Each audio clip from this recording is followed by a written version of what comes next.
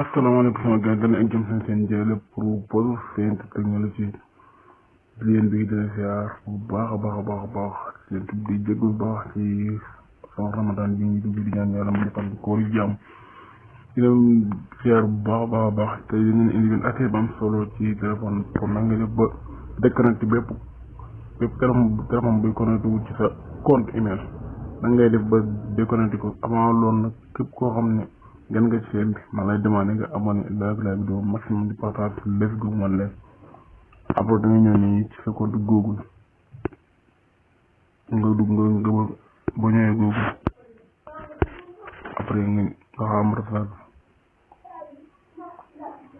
boo ñëwee Google après nga ñëw fii sa profil nga cliqué ko boo cliqué da nga ñëw fii ñëw bi ne serrer votre compte Google après nga cliqué ko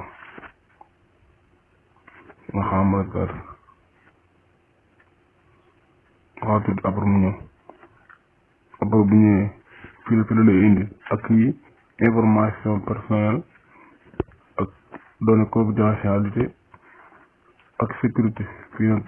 nañ soxla sécurité moo ci gën a am importance sécurité après nga ñëw bu ñëwee sécurité dañ indi activer rencontre liée de la sécurité votre compte après da ngay wàcc ba fii nii boo wàccee fii ñu la bind la vos appareils fii ñu la bind la vos appareils après moom ngay dugg gis nga bu fekkoon nag yeneen appareil ñi connecté ci sama compte carte la koy defal fii carte da koy def da koy renseigner fii 4 wala 5 wala 6 nombre appareil yi ci connecté instant bi sama compte sama téléphone kese lay connecté wu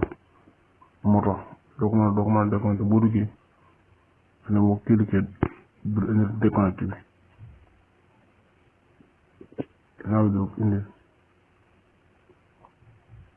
nga xam rek saa bi boo ko cliqué du indi déconnecté bi bu fekkoon ne beneen téléphone moo ci déconnecté boo cliqué fii la lay defal ci kaw da lay defal ci kaw je déconnecte après nga ko cliqué boo cliqué rek moo daal di déconnecté wu moo xam ne bépp kenn dootu am accès ci sa téléphone kon noonu lañ koy defee pour nga gars yi jox tegi dëgg yeneen vidéo rek ngeen abonné like partage merci